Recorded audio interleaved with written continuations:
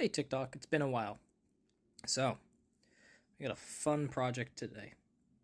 Got a Hewlett Packard 3336C synthesizer and level generator. My work gave this to me because there's an issue with the power supply and it doesn't turn on. I've already taken a look at it and there's some burnt stuff, so you can investigate this a bit more. I've already done some troubleshooting with schematics, so I'll kind of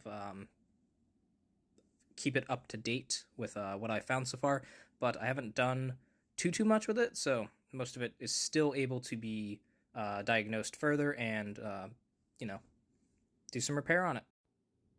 All right, here from the back, you can see we have the power supply over here, but look at this beautiful gold layered PCB.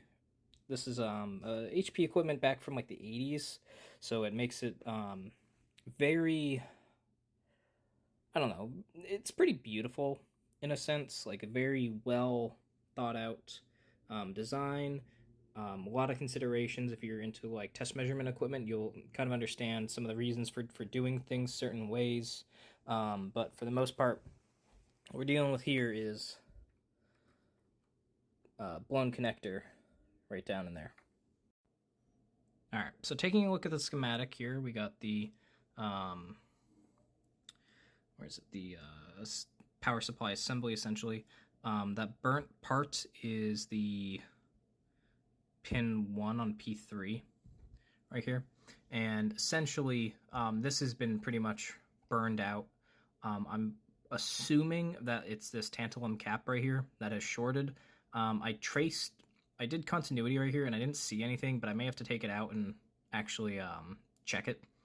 So I may end up trying, I did order replacements for these diodes too, because I don't know if anything is potentially wrong with them either.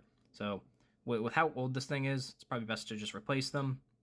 So luckily, HP has the full listing of all the parts for everything, so I just need, I had to buy 4 more of these rectifiers, and then I just needed a 1 microfarad 50 volt ceramic cap, and I already have one of these, so it's pretty fine, because it's like a 10 or 20% plus or minus, and this is a plus 80% minus 20%, because generally these caps are able to be higher capacity, but they aren't able to be as low capacity. So I'll probably post some more parts as I go through and doing the repairs on this, and kind of just show the stages of troubleshooting and stuff as I go. So